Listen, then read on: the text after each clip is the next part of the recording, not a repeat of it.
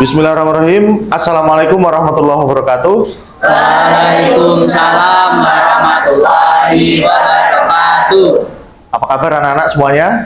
Baik. Sudah sarapan semua hari ini? Sudah. Semoga kalian selalu sehat dan bisa mengikuti pembelajaran hingga akhir nanti. Anak-anak, hari ini kita masuk ke pembelajaran ketiga dengan judul Dampak Sosial Informatika di kelas 9 di semester ganjil ini.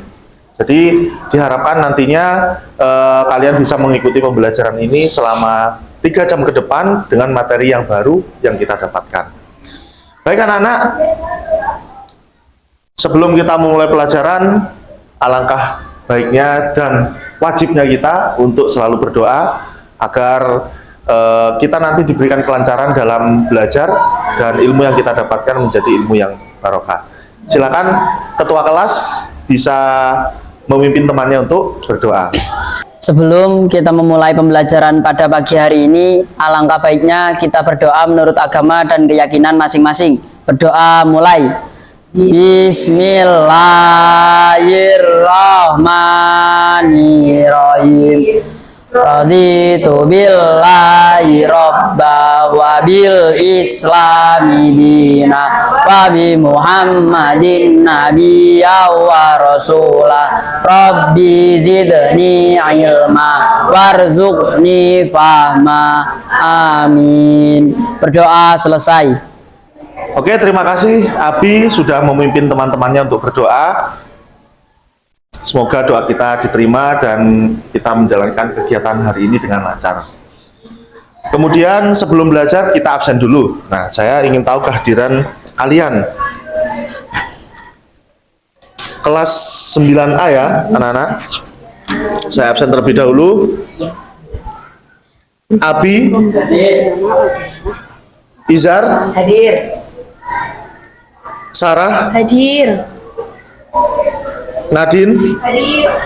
Anak-anak, setelah absensi, saya selalu mengingatkan kepada kalian sebelum pembelajaran, dimanapun, baik di kelas, di lab komputer, ataupun di tempat-tempat lain, sebelum pembelajaran kita harus ingat dengan apa yang sudah kita sepakati bersama, yaitu kesepakatan belajar. Masih ingat apa saja kesepakatan belajar kita, anak-anak? Masih. Oke. Yang pertama, kita harus jadi menjaga kebersihan kelas ataupun lab yang kita tempati hari ini. Yang kedua, Menghormati dan menghargai oke, nanti saat ada diskusi dan ada presentasi, saya minta kepada kalian untuk selalu menghargai pendapat dari orang lain. Yang ketiga, menjaga fasilitas lab, yang terakhir, saling bekerja sama saat diskusi.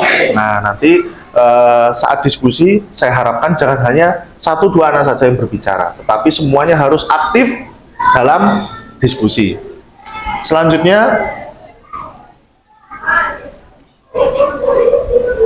Selanjutnya review materi pembelajaran sebelumnya. Masih ingat materi kemarin apa materinya? Berpikir Komputasional. Saya ingin tahu nih, dari kelas 9A ini, adakah yang masih ingat apa itu berpikir komputasional? Angkat tangan. Saya.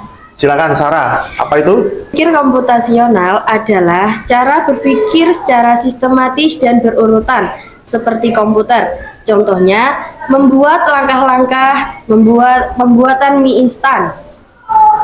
Oke, terima kasih Sarah. Tepuk tangan dulu untuk Sarah. Jadi materi yang sudah kita pelajari pada pertemuan kedua, pertemuan sebelumnya adalah berpikir komputasional.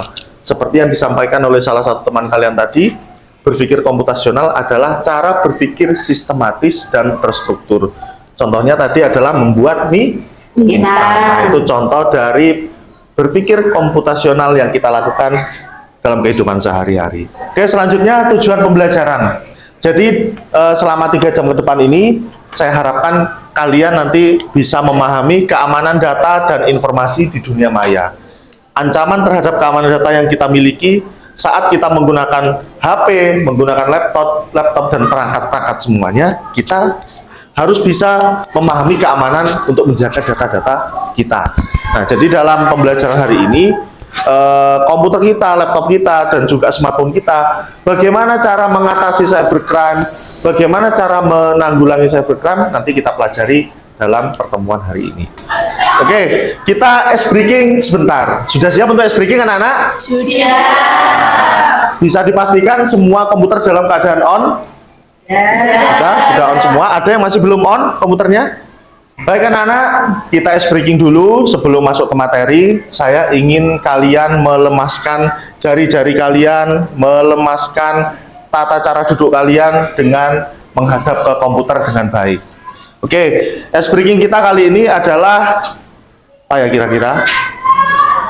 Membuka Blockly Games. Silahkan diketikkan di perintah Google-nya Blockly Games. Mari, Wes.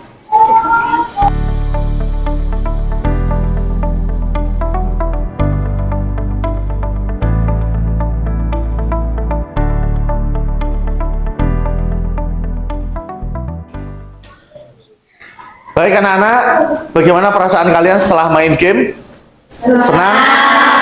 Adakah yang ngantuk hari ini? Oke, nanti akan saya beri kesempatan kedua untuk kita main game lagi setelah pembelajaran selesai.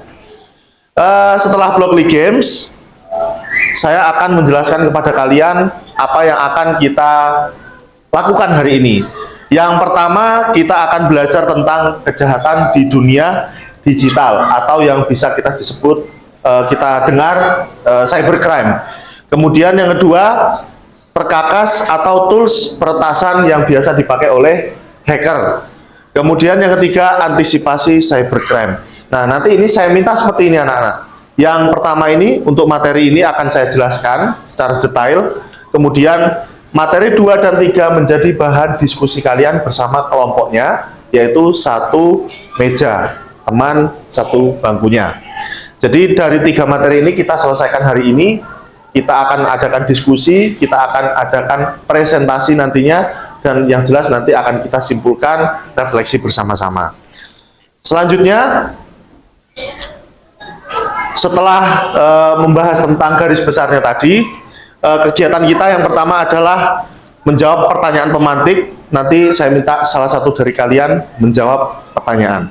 Yang kedua, pembahasan materi, diskusi, dan selesai.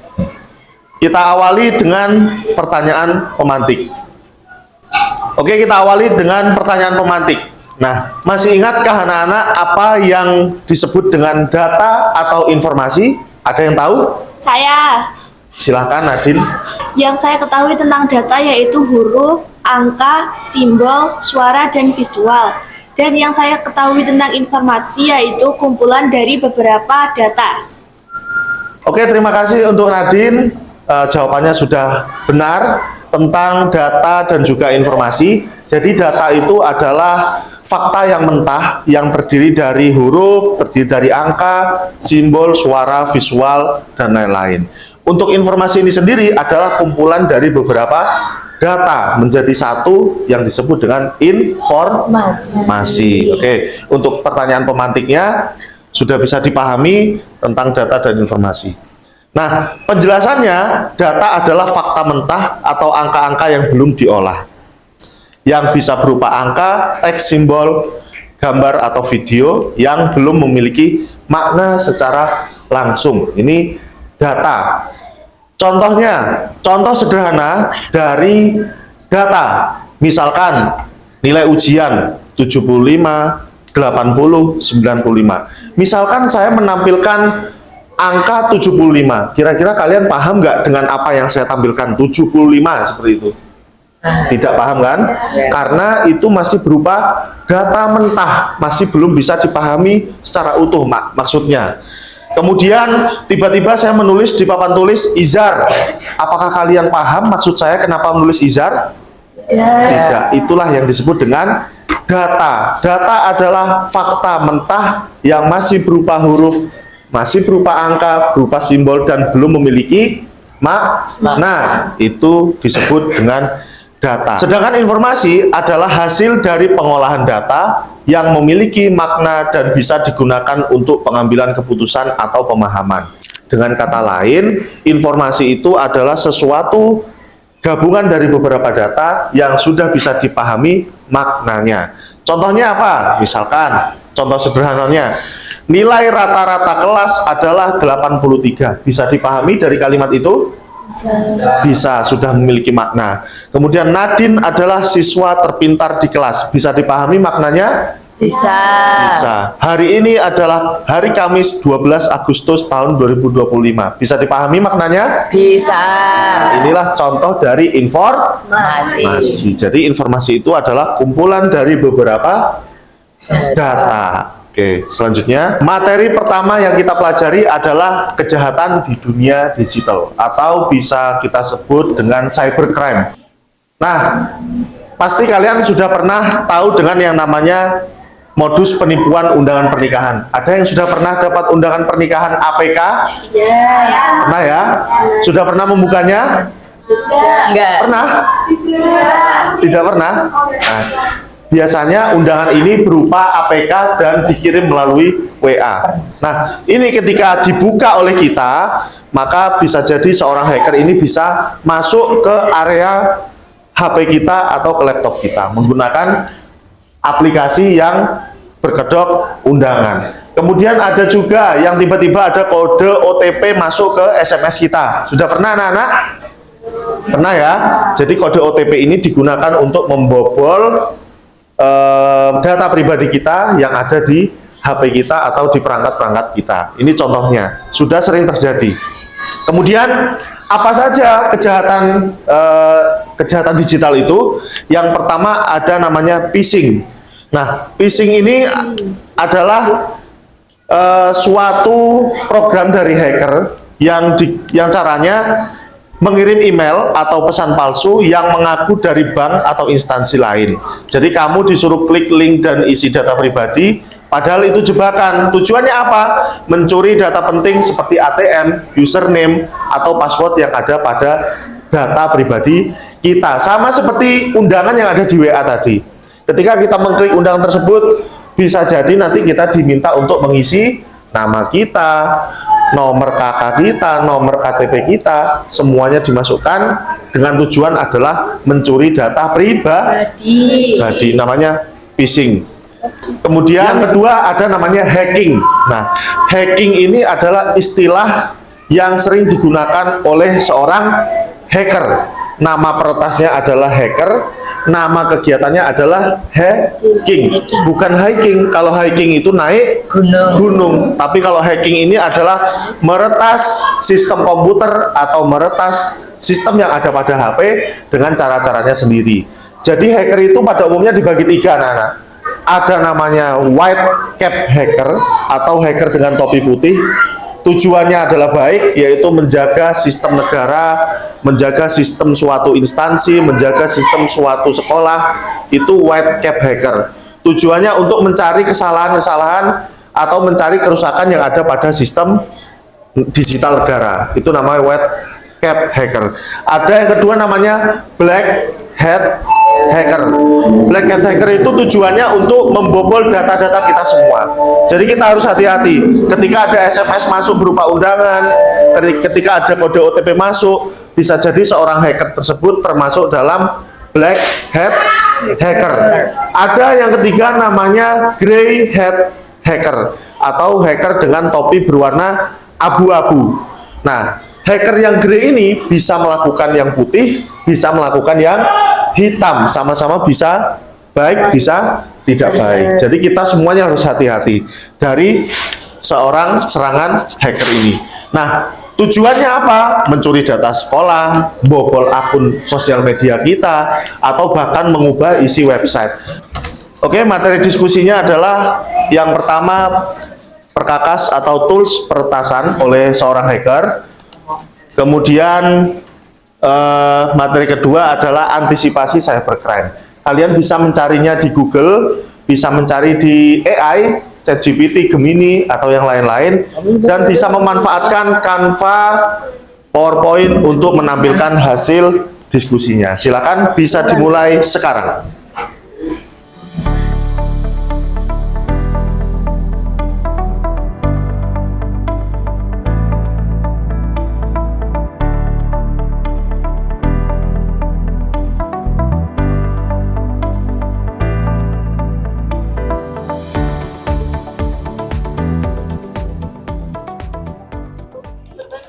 Baik anak-anak, waktu diskusi sudah habis. Apakah kalian sudah menyelesaikan semua materi yang kita tampilkan tadi dan sudah didiskusikan semua? Sudah. Silakan kirim hasil diskusi masing-masing kelompok ke Google Drive yang sudah saya share di grup WA.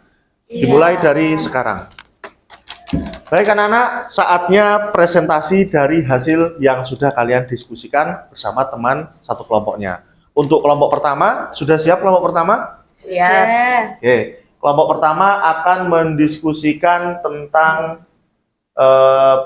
tools peretasan yang dibagi menjadi 3 subbab.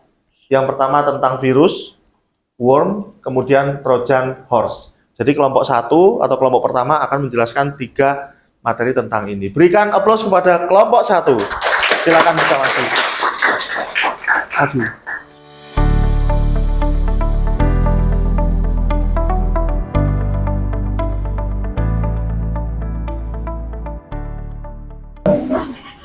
Baik anak-anak, tadi kelompok 4 adalah kelompok terakhir yang presentasi tentang farming, kemudian tentang phishing, dan yang terakhir juga tentang ransomware. Dari kelompok 1, 2, 3, dan 4 tadi sudah menjelaskan bagaimana cara kerja virus, worm, kemudian Trojan horse, ransomware, spyware, dan sudah dijelaskan bagaimana cara menanggulangi atau menanganinya supaya kita tidak terjebak dalam virus-virus tersebut. Selanjutnya, setelah kita diskusi, setelah kalian presentasi dan menjelaskan materi yang kita pelajari hari ini secara lengkap dan detail, saatnya refleksi pembelajaran.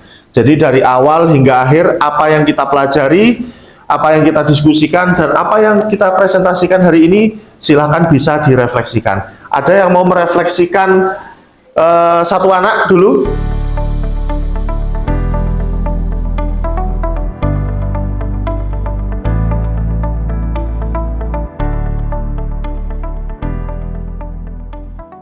Sekarang saatnya kita mengakhiri pelajaran dan diakhiri dengan doa terlebih dahulu. Ada yang mau memimpin doa sebelum mengakhiri pembelajaran? Abi, silakan mimpin doa. Sebelum kita mengakhiri pembelajaran pada siang hari ini, marilah kita berdoa menurut agama dan keyakinan masing-masing. Berdoa mulai. Bismillahirrahmanirrahim. Wal asri innal insana lafi husrin illal ladzina amanu wa amilus solihati wa tawasau bil haqqi wa tawasau bis sabr. Berdoa selesai. Oke, terima kasih anak-anak. Kita sudah melaksanakan pembelajaran selama 3 jam tentang cybercrime, bagaimana mengantisipasinya dan bagaimana pekerjaan dari hacker-hacker tersebut. Sekarang sudah saatnya kita memasuki di akhir pembelajaran dan kita sudah melaksanakan doa. Oke anak-anak, sampai jumpa di pertemuan ke depan di materi baru. Saya harap kalian bukan hanya mempelajari ini, hanya pelajaran saja, tetapi melaksanakannya di rumah.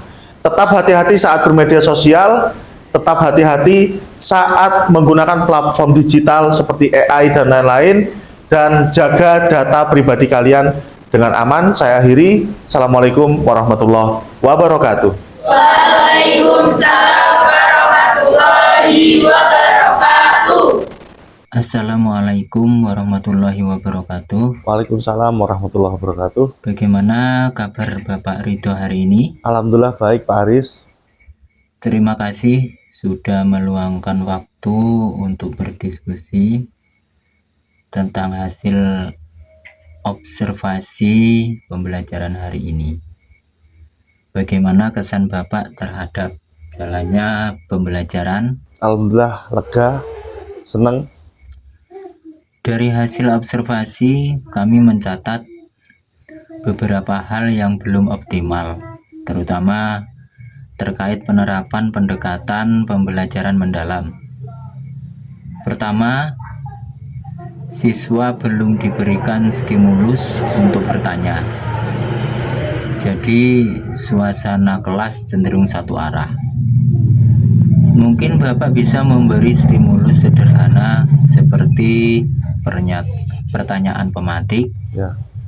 atau meminta siswa menuliskan pertanyaan di kertas kecil.